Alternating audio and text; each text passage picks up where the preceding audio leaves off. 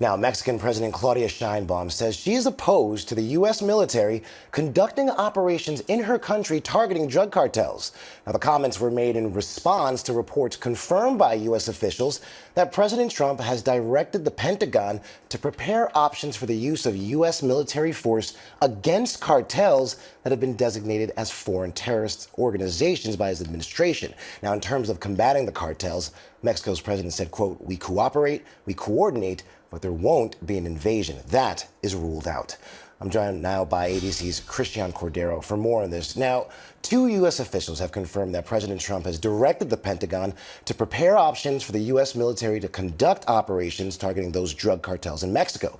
So, Christian, I have to ask you, do you know what might those plans be and what could possibly be the legal and political implications? One of the key words in what you just asked, Ike, is legal, right? That's kind of the big question here, is what can be done legally? And just a really quick recap, you kind of touched on it a little bit, but back in February, President Trump designated 8 cartels as foreign terrorist organizations. That's part of the broader crackdown on the flow of drugs and immigration here in the U.S. And so as we kind of dissect that topic and kind of look at it more broadly and more narrowly as it applies to this, you know, the FTO designation allows the government more resources for enforcement, but it does not single-handedly allow for the use of military force. And so there are certainly questions on what the administration exactly is considering here, what's on the table, and what they could potentially move forward on. One U.S. official said that there is no imminent plan for military use, but there are certainly questions about what they're considering, Ike. Now, what is the domestic political context here in the U.S. for these reported plans to target these drug cartels? Yeah, so kind of going back to what I touched on a little bit, right? You have the FTO designation back in February, but this really, if you kind of take an even bigger step back, you can see that this goes back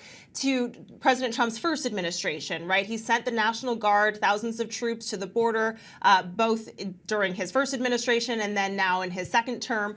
And we have more recently seen the National Guard troops sent to Southern California to crack down on immigration there. And so when you fit it into the broader picture, Ike, this is an escalation of the rhetoric that already exists. President Trump, though, he has not really explained or elaborated on what the plans may be going forward. Now, Mexican President Claudia Sheinbaum, she's had a contentious relationship with President Trump, I know, dating back to the first administration.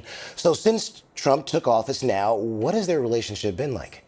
It's a fascinating relationship, strained, no doubt about it, right? Because you have the crackdown on drugs, on cartels, on immigration. You also have tariffs, which all kind of tie into and weave into all of that. But it's also really interesting how the president has many times said that he has tremendous respect for Claudia Sheinbaum, and he has shown it in some ways compared to how, you know, we've seen this escalation and the rhetoric against other world leaders. But she has not minced words here, saying that the U.S. military is not welcome in Mexico. Any enforcement against cartels, she says, would have to happen on American soil.